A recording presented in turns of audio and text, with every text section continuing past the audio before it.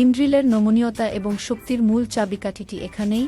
আমাদের modular drill অ্যাসেম্বলিতে যা বিন সাইলোতে ব্যবহার করা যেতে পারে এবং সব আকারের পাত্রে।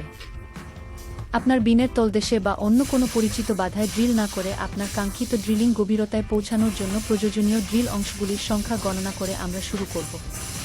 প্রয়োজনীয় অংশের সংখ্যা গণনা করতে আপনার প্রযুক্তিগত ম্যানুয়ালে দেখানো সহজ সূত্রটি অনুসরণ করুন এবং এই বিষয়ে কোনো প্রশ্ন থাকলে নিউম্যাটের সাথে যোগাযোগ করুন।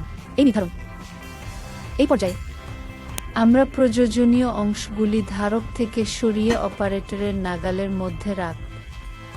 আমরা সুপারিশ করি যে প্রতিটি ড্রিলিং অপারেশন শুরু করার সময় কেবল 2 ইঞ্চির বিটটি ইনস্টল করে কাঙ্ক্ষিত চূড়ান্ত গভীরতা পর্যন্ত চালানো হোক। বড় বিটগুলির জন্য একটি পাইলট হোল তৈরি করে। উপাদানের উপরে বিনের শীর্ষে কিছু খালি জায়গা থাকা সাধারণ। এই পরিস্থিতিতে আমরা 4টি বা 5টি ড্রিল অংশ আগে থেকে একত্রিত করে সময় বাঁচাতে পারি।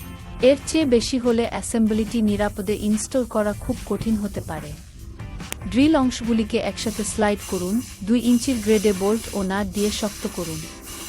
এই পর্যায়ে আমরা ড্রিল অ্যাসেম্বলিটি বিন মাউন্টে ইনস্টল করার জন্য প্রস্তুত। এই মুহূর্ত থেকে ড্রিল অ্যাসেম্বলিটি দুর্ঘটনাক্রমে বিনের মধ্যে ফেলে দেওয়া এড়াতে আমাদের বিশেষভাবে সতর্ক থাকতে হবে।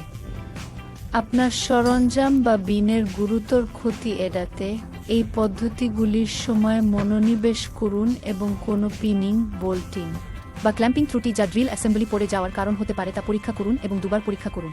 একত্রিত ড্রিল অংশগুলিকে সাবধানে বিনের খোলার মধ্যে নামিয়ে দিন এবং অ্যাসেম্বলির উপরের অংশটি ড্রিল রোটেশন মোটরের পিনের উপর স্লাইড করুন।